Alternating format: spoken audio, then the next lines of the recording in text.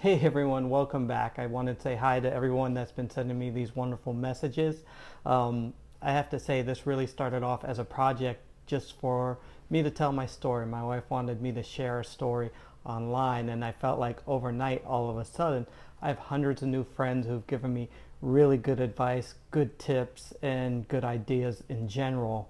And I also want to share with you that next week, my wife and I will be traveling back to Italy to celebrate our 20th anniversary. So we'll be there for a couple days only, but we'll get to see what progress has been made in our backyard garden.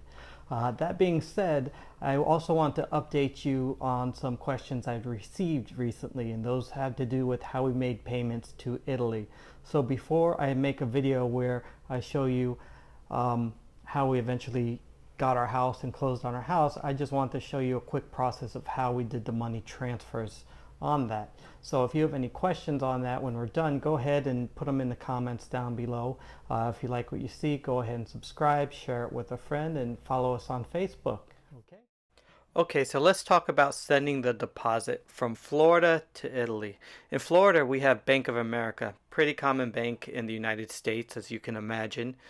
And we needed to send that money to our realtor at Abruzzo Rural Property into their bank account at Banca Popolare dell'Emilia Romagna, better known as Beeper Bank. You hear that all over Italy, which coincidentally we ended up opening an account there as well when we arrived in Italy.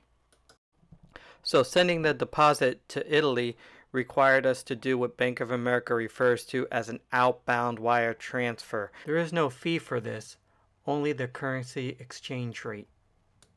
So we sent our deposit over to Beeper Bank where it was received in euros, and there was no fee for this. The deposit was received in the bank account of Abruzzo Rural Property minus a banking fee from Beeper Bank. So something real important to keep in mind when you're sending money in a bank transfer from your bank or any bank to a bank overseas, keep in mind they might not receive the exact same amount of money that you told your bank to send because there is a banking fee. And if you saw my last video, it ended up being a $12 fee for our deposit, which we were able to make up later. So when it came time for our closing, we had to pay the remainder of what was due on the house, which was obviously a lot more than the deposit, which, if you remember, in our case ended up being about just over 13%. And because we didn't know how much a percent was going to be taken out from the Italian bank of our final payment, we wanted to make sure that we were depositing the exact amount of euros owed. So our realtor recommended using Optimal Currency Global in the UK. So there we worked with David Bayless, who was actually really great. He was very accessible.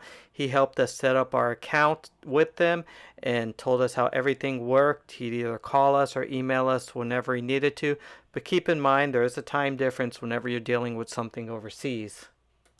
From Bank of America, we were able to purchase euros from Optimal Currency at their current exchange rate.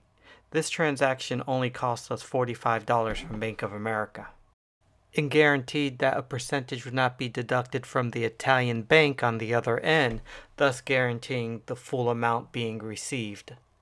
Once Optimal Currency receives the amount and exchanges it to euros, they send it directly to the notaio's bank account in Italy, and in this case they were using Intesa Sanpaolo.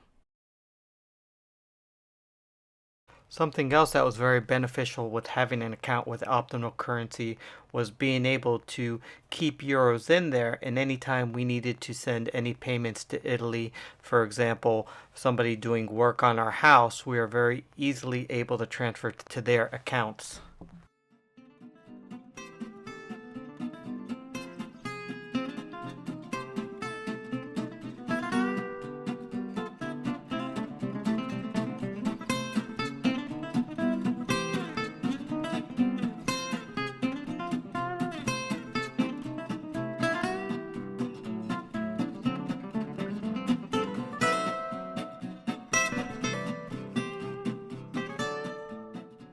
Oh, really quick, I want to show you this really cool shirt my wife got me for our upcoming anniversary. I think somewhere on here there's a button and it'll make it change colors. I think it's here. If you tap here, yeah, see it changes.